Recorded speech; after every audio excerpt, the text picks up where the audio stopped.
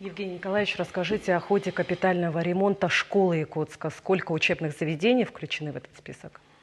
У нас, благодаря инициативе Владимира Владимировича Путина, нашего президента, и работе, проведенной партией «Единой России», по всей стране запущен очень нужный проект по капитальному ремонту школ. На территории города Якутска 11 школ попали в этот федеральный проект. Сейчас работа ведется уже по всем школам, были проведены аукционы. Значит, по результатам конкурсных процедур определены подрядчики, они уже приступили к ремонту школ. Вот на экранах у вас видно, сейчас проводится полный комплекс работ. В целом могу сказать, что порядка 800 миллионов рублей в это дело вкладывается. Это небывалый объем, такого никогда в городе Якутске еще не было.